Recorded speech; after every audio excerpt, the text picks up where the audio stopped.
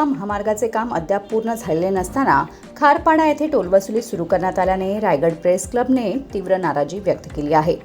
टोलवसुली तात्काळ बंद न केल्यास टोल नाक्यावर पत्रकार आंदोलन छेडण्यात येईल, असा इशारा रायगड प्रेस क्लबचे अध्यक्ष प्रशांत गोपाळे यांनी दिला आहे. रायगड प्रेस क्लबने गेले सातत्यानं 17 वर्ष या रस्ता व्हावा यासाठी आंदोलनं केली होती आणि हा रस्ता जवळपास पूर्णत्वास आलेला आहे. परंतु अनेक ठिकाणी हा रस्ता अजून बाकी असताना सुद्धा संबंधित शासनाने या ठिकाणी जो टोल वसुली सुरू केलेली आहे ती जुलमी आहे आणि अन्यायकारक आहे. रस्ता सुरू नसताना टोल वसुली करून एक भुर्दंड देण्याचा जो काही प्रयत्न केलेला आहे याला आमचा रायगड प्रेसला विरोध आहे. त्या पद्धतीचं आम्ही नियोजन दिलेलं नाही. दुसरी मागणी अशी आहे की MH46 आणि MH06 या स्थानिक या कोकणात जाणाऱ्या ज्या काही गाड्या आहेत, वाहने असतील, त्यांना टोल वसुली करू नये ही आमची दुसरी मागणी आहे.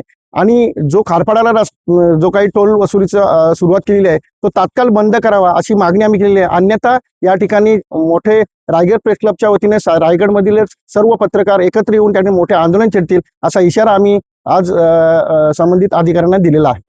या संदर्भात रायगड प्रेस क्लबच्या शिष्टमंडळाने भारतीय राष्ट्रीय महामार्ग प्राधिकरणाच्या पनवेल कार्यालयात निवेदन सादर केले.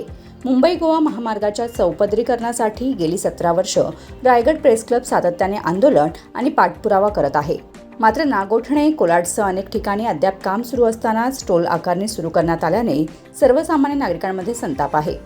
यावेळी SM देशमुख यांच्या मार्गदर्शनाखाली झालेल्या या निवेदन कार्यक्रमात विजय मोकल, अनिल भोळे, भारत गोरेगावकर, रवींद्र मोरे, दिनेश सुतार आणि प्रशांत शेडगे यांच्यासह अनेक पदाधिकारी उपस्थित होते. Bureau report, news 46, Raigad, Khopoli.